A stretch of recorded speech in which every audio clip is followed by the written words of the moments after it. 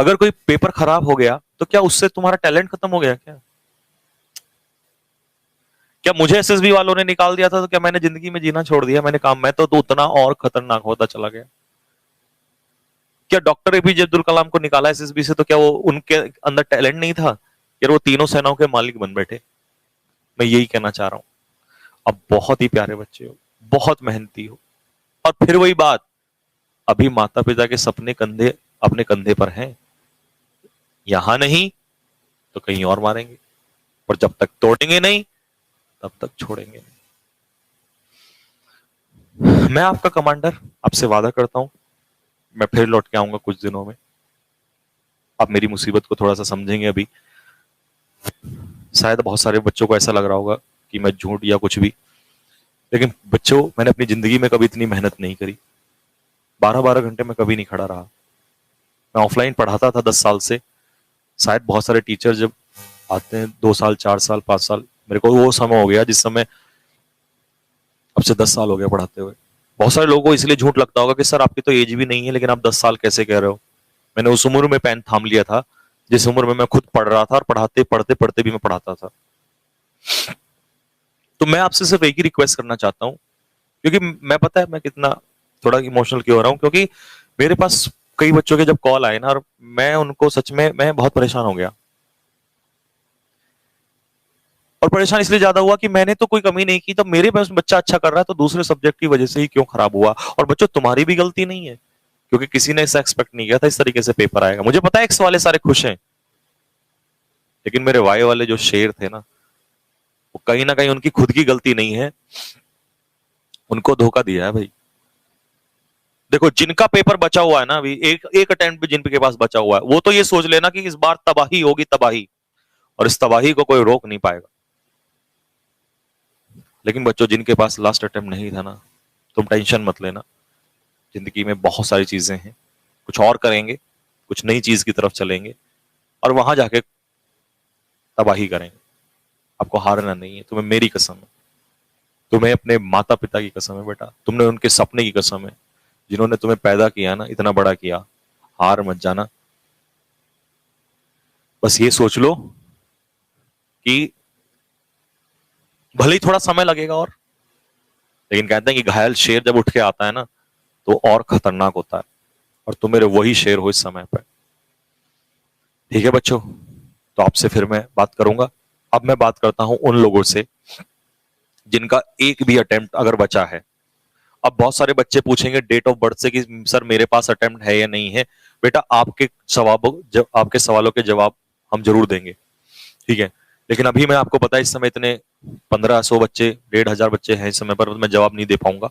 लेकिन मैं सबसे पहले एक बात बता दूं कि अगर आपके पास एक भी अटेम्प्ट बचता है, जैसे कुछ बच्चे कह रहे थे सर हमारी 2001 की एज है, बेटा 2000 वालों के तो हमें चेक करना पड़ेगा, लेकिन अगर 2001 में आप हैं तो मतलब आपके पास कहीं ना कहीं एक चांस बनता है।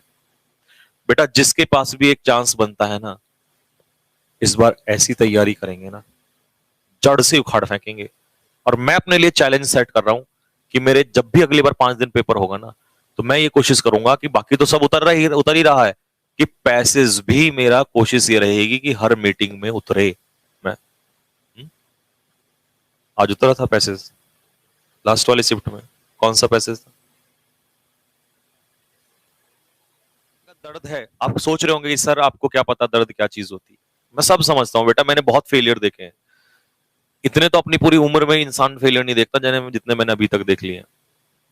तो मैं समझ सकता हूं कि एक फेलियर होके, और जब आप मेहनत करते हो दिन रात, एक तो होता है कि सर मेहनत ना की होती तो कोई दर्द नहीं है। सर आपको क्या बताएं, जब दिन रात मेहनत करते हैं ना सर, आपके साथ 2-2 बजे तक बैठे ना, उसके बावजूद भी अगर थोड़ा ऐसा हो तो बहुत बुरा लगता है सर। मैं समझता हूं, क्योंकि मैं तुम्हारे साथ खुद खड़ा रहा वहां पे। मैं समझता हूं कि जब 12 घंटे मैं यहाँ खड़ा रहा तो मेरे पैरों में भी दर्द था, तो तुम बैठे थे तुम्हारी आंखों में भी दर्द था।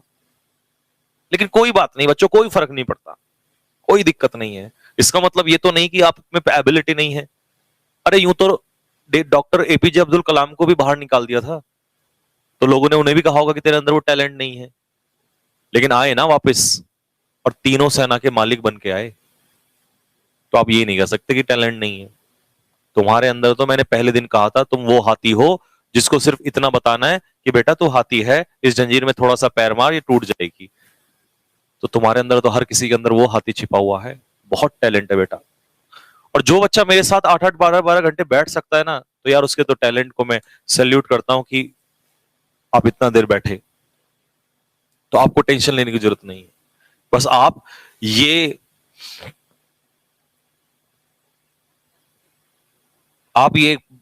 एक बार कसम खाएंगे कि नहीं सर, अगली बार जो भी हम अटेम्प्ट देंगे ना, जिस भी चीज के लिए, फोड़ देंगे उसको, जैसा इस बार हम पेपर देख के आए थे। मुझे पता है सारे बच्चों का इंग्लिश बहुत अच्छा गया।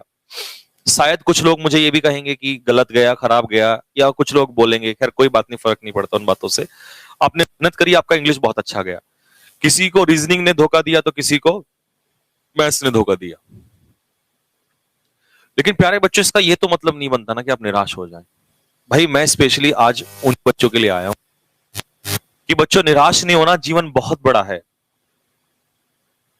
कई बार मेरा भी मन ऐसा करता था। मैं आपको अपनी पुरानी थोड़ी सी कहानी बताऊं।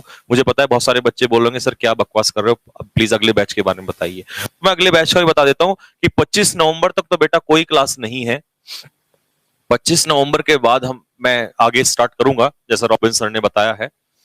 लेकिन प्यारे बच्चों, मैं थोड़ा सा केवल उन लोगों से उनसे बात करना चाह रहा हूं, क्योंकि मेरा मन बार बार नहीं मान रहा। मैं उन बच्चों से एक बार बात करना चाहता हूं। बेटा मेरा ऐसा मन किया था जब मैं भी अपने फेज आप ही की तरह था, तो कई बार बहुत मन करता था, बोलता कि यार सुसाइड कर लूं और मैं कुछ छोड़ के चला जाऊं, घर छोड़ के चला जाऊं, सुसाइड कर लूं, मैं ये कर लूं। ये जब फेलियर होते थे, मैं कई बार एसएसबी जाता था, कभी स्क्रीनिंग आउट हो जाता था, कभी कॉन्फ्रेंस आउट हो जाता था। तो वो दर्द आप समझ रहे होंगे कि, क्योंकि आप तो जानते हैं उस फेज को। तो मैं बहुत परेशान होता था, रोता था बैठ के, अकेला भी रोता था, कई बार कोई सुनने वाला नहीं होता था। मैं तो आपके बड़े भाई की तरह खड़ा हुआ हूं, आप मुझे सुना सकते हैं। मेरी कोई सुनने वाला नहीं था बेटा। तो मैं सोचता था कि काश कोई मेरा बड़ा भाई होता और मुझे वो समझाता। काश वो भी मैं उसके कंधे पे सर रख के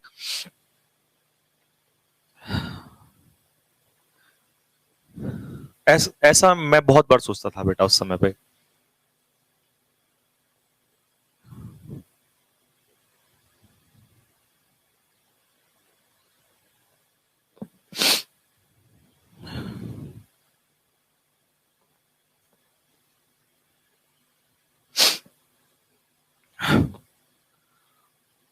क्योंकि बच्चों सबसे बड़ी चीज पता है क्या है? बहुत सारे लोगों को इस समय इस भारत में ये नहीं पता चल रहा कि इतनी सारी मेहनत फ्री ऑफ कॉस्ट सर पढ़ा रहे हैं, कोई चार्ज नहीं लेते, कोई पैसा नहीं लेते। शायद देखो बच्चे, जिसने कभी मुसीबत ना देखी हो, तो वो इंसान शायद इन सब चीजों को नहीं समझ पाएगा। मैं उस दौर से गुजरा हूं जहां मैं, पता है आप लोगों को,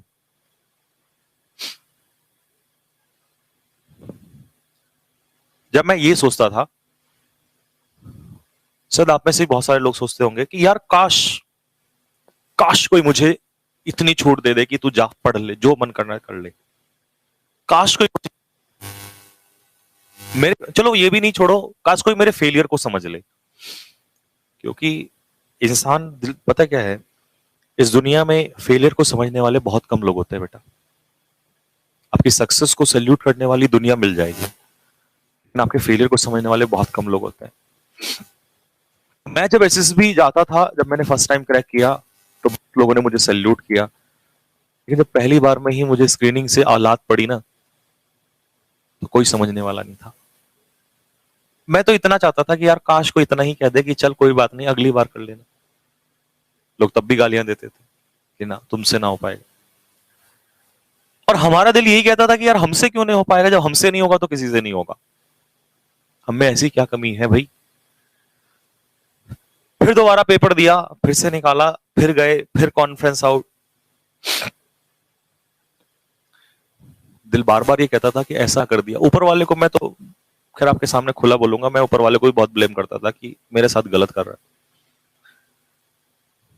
तो उस समय एक ही बात आती थी कि काश कोई तो सहारा दे दे यार, कोई तो कंधे पे सर रख के ऐसे रोने का मन करता कि यार कोई तो कह दे वाह मेरे बच्चे, वाह मेरे शेर, चल कोई बात नहीं आगे बढ़। ऐसा नहीं है, माता पिता कहते थे, लेकिन उनको भी क्या जवाब दें। उनकी तो गलती नहीं थी ना। तो मैं प्लीज सबसे पहले उन बच्चों को समझाना चाहता हूं, मेरे बच्चों, अगर आप मुझे थोड़ा बहुत भी मानते हैं, तो जिंदगी में हारना नहीं है यार। क्यों नहीं हारना? क्योंकि तुमने 12-12 घंटे क्लास ली है बैठ के, पता है आपको? वो रात के 2 बजे वाली क्लास मेरे को याद है, जब आंखें लाल होती थी और तुम सारे बैठे हुए थे, पता है? मैं उसी दिन समझ गया था